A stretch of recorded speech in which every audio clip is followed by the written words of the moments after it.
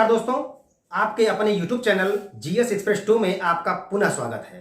तो आज हम लोग अलाउद्दीन के तीसरे भाग का अध्ययन करने वाले हैं, अर्थात अलाउद्दीन के दक्षिण भारत की विजय का उल्लेख करेंगे। इसमें हम ध्यान दीजिएगा, अलाउद्दीन की जो दक्षिण भारत की विजय हुई थी, इस क्रम से भी क्वेश्चन बहुत सारे बनते हैं। तो अलाउद्दीन की दक्षिण भारत की जो विजय है, इसके क्रम में पहला जो उसने आक्रमण किया वह देवगिरी पर किया। तो अलाउद्दीन का जो पहला आक्रमण हुआ वह देवगिरी पर आक्रमण हुआ। कब हुआ? 1307-8 में हुआ। और यहां के शासक कौन थे? रामचंद्र देव।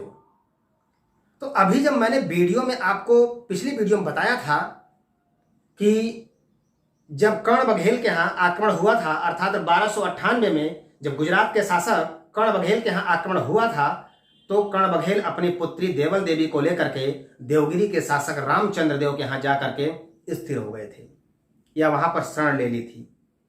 तो अब जब 1307-8 में अलाउद्दीन के सेनापति मलिक काफूर ने देवगिरी का अभियान किया, तो यहां ध्यान दीजिएगा, यहां एक क्वेश्चन ऐसे भी पूछा जाता है कि अलाउद्दीन के दक्षिण भारत की विजय का श्रेय किसे जाता है? तो आप कहेंगे उसके जनरल मलिक काफूर को। या पूछेगा दिल्ली सल्तनत के किस शासक ने सबसे पहली बार दक्षिण भारत को जीता? तो अलाउद्दीन खिलजी। अगर सेनापति का नाम पूछता है तो मलिक काफूर। इसलिए ध्यान रखिएगा कि अलाउद्दीन के दक्षिण भारत की विजय का श्रेय उसके सेनापति मलिक काफूर को जाता है, और मलिक काफूर ने इसे जीतकर दिल्ली सल्तनत में मिला दिया, और इस प्रकार से अलाउद्दीन दक्षिण भारत को जीतने वाला पहला सुल्तान बन गया। अब यहां ध्यान दीजिएगा, इस क्रम में इसने जो पहला आक्रमण किया वह देवगिरी पर किया, और जब देवगिरी पर किया तो ऐसे कंडीशन में 1307-8 ईस्वी में आक्रमण हुआ, और वहां के शासक थे रामचंद्र देव। कौन थे? रामचंद्र देव शासक वहां के थे, और यह यादव वंश के शासक थे। अब ध्यान दीजिएगा, इनके यहां रुके हुए हैं कर्ण बघेल और उनकी पुत्री। जब अलाउद्दीन के सेनापति मलिक काफूर ने रास्ते में उस तरफ कूच किया, तो वहीं पर इनका गेस्ट हाउस मिल गया, और वहीं पर ये लोग ठहरे हुए थे। तो सबसे पहले क्या किया कि कर्ण बघेल को परास्त किया, और परास्त करके उनको भेज दिया कहां? दिल्ली भेज दिया उनकी पुत्री को, देवल देवी को, जहां उसका खिज्र खां से विवाह कर दिया गया। ध्यान दीजिएगा, अमीर खुसरो की एक पुस्तक है जिसका नाम है आशिका। क्या नाम है? आशिका। इस आशिका पुस्तक में अमीर खुसरो ने देवल देवी और खिज्र खां के प्रेम कहानी का वर्णन किया है। खिज्र खां कौन था?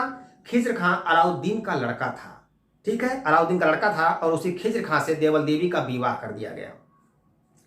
अब ध्यान दीजिएगा, उसके बाद यह देवगिरी के जो शासक थे रामचंद्र देव, यह अपने राज्य में नहीं थे, ये बाहर कहीं यात्रा पर गए हुए थे।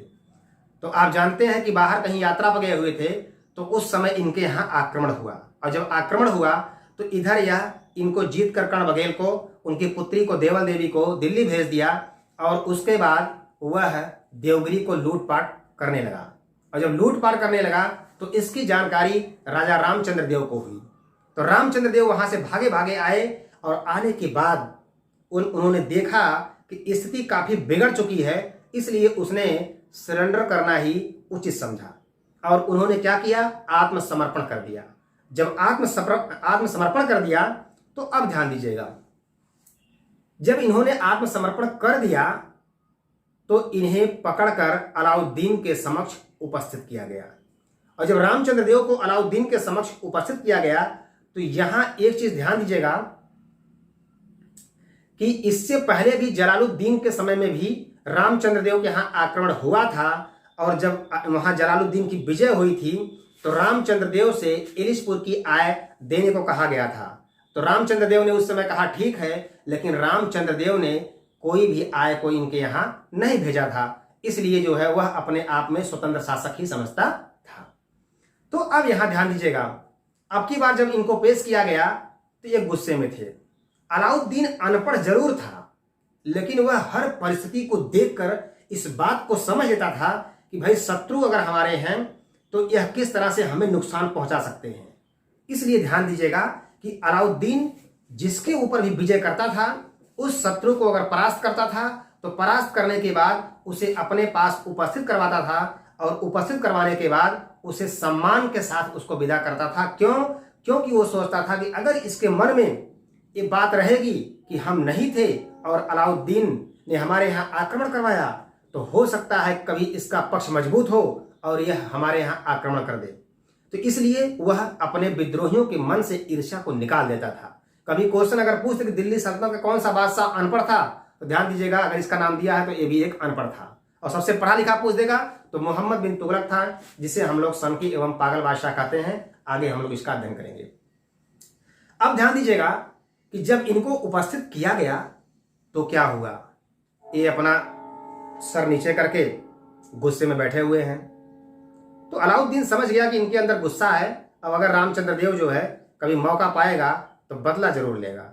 इसलिए उसने क्या किया, इनके मन से ईर्ष्या निकालने के लिए इन्हें 1 लाख टका मुद्रा भेंट करवाया कि रामचंद्र जी को 1 लाख टका मुद्रा हमारी तरफ से भेंट किया जाए। भेंट हो गई। तब भी देखा कि इनका मूड सही नहीं है। तब कहा कि रामचंद्र देव को राय रायन की उपाधि से विभूषित किया जाए। रामचंद्र देव को राय रायन की उपाधि से विभूषित किया जाए और उनको जो है उस उपाधि से विभूषित किया गया। तब भी देखा कि इनका मूड सही नहीं है। तब सोचा कि भाई गुस्सा तो निकालना है इनके अंदर से। इसलिए क्या किया कि कहा कि जो गुजरात के पास नवसारी का जिला है, नवसारी की जो जागीर है, उसे रामचंद्र को सौंप दी जाए और रामचंद्र ही आज से उसकी आय को लेंगे। अब ध्यान दीजिएगा, तो इस तरह से रामचंद्र खुश हुए और इन्हें इनके राज्य वापस कर दिया गया। अब उसके बाद है तेलंगाना विजय 1310। यहां के शासक कौन थे? प्रताप रुद्र देव थे। इसकी खास बात क्या है कि इनके पास से कोहिनूर हीरा मिला था और इन्होंने कोहिनूर हीरा को मलिक काफूर को समर्पित कर दिया था। अब ध्यान दीजिएगा, जब मलिक काफूर ने इनके यहां आक्रमण किया तो वहां के शासक प्रताप रुद्र देव किस वंश के थे? ये वंश जरूर पूछता है। तो काकतीय वंश के थे। किस वंश के थे? काकतीय वंश के थे। तो यहां ध्यान रखिएगा कि जब इन्होंने आक्रमण किया तो प्रताप रुद्र देव ने अपनी एक सोने की मूर्ति के गले में सोने की जंजीर डालकर इनके सामने आत्मसमर्पण कर दिया। और उसके बाद मलिक काफूर जब उसे पाया तो मूर्ति को लेकर जाने लगा। और जब जाने लगा तो प्रताप रुद्र देव ने उसे बुलाया और कहा कि ये तो आपका सम्मान किया मैंने, अभी हमारे पास कोहिनूर हीरा बाकी है, आप इसे भी लेते जाइए। तो सोचिए कि दक्षिण भारत पर कोई आक्रमण करता नहीं था और यहाँ के शासक अपने घर से निकाल करके कोहिनूर हीरा भेंट कर रहे हैं। तो कोहिनूर हीरा जब उसको दिया, भाई उसको डर लग रहा था कि बाद में जानेगा तो फिर समस्या उत्पन्न करेगा। तो इसलिए हुआ क्या कि जब कोहिनूर हीरा उसे भेंट कर दिया तो उसने ले जा करके उसे अलाउद्दीन को सौंप दिया। कोहिनूर हीरा के बारे में हम एक वीडियो अलग से बनाएंगे और वो पूरी स्पेशल वीडियो होगी कहाँ से निकला और कहाँ ठीक है इस समय शिफ्ट है। तो उसे देखने के लिए ठीक है आप हमारे चैनल को सब्सक्राइब कर लीजिए और इससे पूरी जानकारी हम देंगे कि कैसे निकला, कहाँ गया, फिर कैसे गया, यहाँ गया, वहाँ गया, फिर अंत में किसके सिंहासन में लगा, सारी जो है डिटेल आपको हम बताएंगे। अब ध्यान दीजिएगा, इसके बाद जो विजय हुई वो हुई होयसल विजय। कौन सी विजय हुई? तीसरी विजय हुई होयसल विजय। यहाँ के शासक कौन थे? बीर बल्लाल थे। और बीर बल्लाल के यहाँ जब आक्रमण हुआ तो बीर बल्लाल ने तुरंत आत्मसमर्पण कर दिया। और जब आत्मसमर्पण कर दिया तुरंत, तो अलाउद्दीन ने कहा कि इसको 2 लाख टका दो। 2 लाख टका ले दिए, ठीक है। उसके बाद इनकी कहानी खत्म। अब जो चौथी और अंतिम विजय है वो है पांडे विजय। और पांडे को ठीक है हम लोग मालावार के नाम से जानते हैं। किस नाम जानते हैं? मालावार विजय के नाम से जानते हैं। यहाँ 2 भाई शासक थे, सुंदर पांडे और वीर पांडे। एकदम यहाँ कहानी बाली और सुग्रीव वाली कहानी है। ध्यान दीजिएगा, पिता के मर जाने के बाद सुंदर पांडे ने कहा कि हम राजा बनेंगे और वीर पांडे ने कहा हम राजा बनेंगे। और दोनों भाइयों में इसी को लेकर के युद्ध छिड़ गया। और युद्ध छिड़ गया तो ध्यान दीजिएगा यहाँ पर वीर पांडे की विजय हुई। तो बी से वीर पांडे, बी से विजय। और सुंदर भाई जो कि सुंदर थे इसलिए हार गए। तो इससे आप अनुमान लगा दीजिएगा कि वीर पांडे और सुंदर पांडे के बीच जब युद्ध हुआ तो सुंदर पांडे परास्त हुआ और वीर पांडे ने उसे राजधानी से बाहर खदेड़ दिया। अब ऐसी कंडीशन में वह राजधानी के अंदर एंट्री नहीं कर सकते थे। और जब एंट्री नहीं कर सकते थे तो अब क्या करेंगे उसको देखिए। जैसा कि बाली को मार के सुग्रीव ने भगा दिया तो सुग्रीव ने क्या किया? रामचंद्र की सहायता ली। अब यहां भी वही हुआ। जब इनको मार के भगा दिया गया तो सुंदर पांडे ने मलिक काफूर को एक पत्र लिखा कि मलिक काफूर भाई, आप हर जगह लूट रहे हैं, कुछ आकर हमारे यहां भी लूट लीजिए। अब मलिक काफूर निमंत्रण पाया, पूरी सेना लेकर चल दिया और जब चल दिया तो वीर पांडे को ऐसा लगा कि लगता है हमको मारने के लिए किसी को बुलवाए हैं, और वीर पांडे क्या हुआ, राजधानी छोड़कर भाग गया। एक भाई बुलाया, एक भाई भाग गया, और जब भाग गया तो यहां पर अलाउद्दीन की सेना ने जमकर लूटपाट किया। और जब जमकर लूटपाट किया तो इतिहासकारों ने लिखा कि अलाउद्दीन का आर्थिक दृष्टि से सबसे सफल आक्रमण क्या था, वह था आपका लास्ट विजय, पांड्य विजय। ठीक है, तो इस बात को जो है आप ध्यान देंगे। अब इसके बाद अलाउद्दीन के कुछ कर हैं, मैं इसी तरह से फोकस कर दे रहा हूं, ध्यान दीजिएगा। अलाउद्दीन ने क्या किया था, चराई कर लगाया था। अगर आप देखेंगे कर में तो पहला क्या है, चराई कर। चराई कर क्या था, यह दुधारू पशुओं पर लगाया गया था अलाउद्दीन के समय में।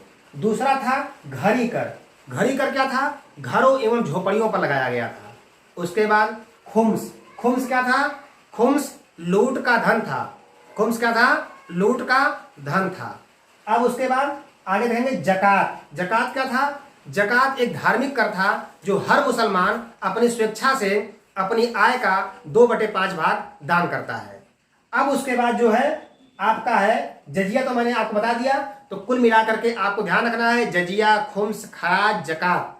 तो खराज क्या था, खराज को भी हिंट कर देते हैं। तो खराज एक भूमि कर था जो अलाउद्दीन के समय में 50% लिया जाता था।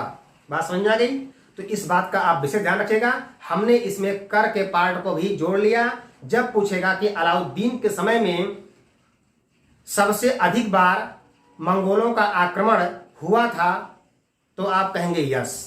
तो ध्यान दीजिएगा, उसके समय में मैं हिंट कर दे रहा हूं आपको कि उसके समय में अली बेग, कुतलुक ख्वाजा, ततार खां, सलदी, अली बेग, इकबाल चंद, इन सब ने आक्रमण किया था। और ध्यान दीजिएगा कि 1306 में लास्ट में जो है कौन आक्रमण किया था, इकबाल चंद ने आक्रमण किया था। तो यहां ध्यान देने की बात यही है कि अलाउद्दीन के समय में सबसे ज्यादा मंगोलों का आक्रमण हुआ था। मंगोल गुट बनाकर आए थे, वो प्रयास कर रहे थे कि चल करके दिल्ली को हम लोग हथिया लेंगे, लेकिन अलाउद्दीन के सेनापति जो है, नाम बता रहा हूं आपको कि सेनापति इसके पास कोई एक ही नहीं था। इसके पास एक सेनापति था जिसका नाम था गाजी मलिक। उत्तरी सीमा पर तैनात था, और उत्तरी सीमा पर तैनात था, उसने 29 बार मंगोलों के आक्रमण को उसे सीमा से विफल कर दिया था। तो अब ध्यान दीजिएगा, हम लोग अलाउद्दीन के पूरे टॉपिक को इसमें पढ़ चुके हैं।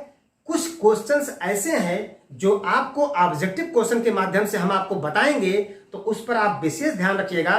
ऑब्जेक्टिव क्वेश्चन को देखना ना भूलिएगा। इस क्वेश्चन के इस वीडियो के लास्ट में हम उसका आई बटन लगा देंगे, और आप जो है वीडियो जब खत्म होगी तो आप आई बटन को प्रेस करिएगा और तुरंत सीधा डायरेक्ट आप उस वीडियो पर पहुंच जाएंगे।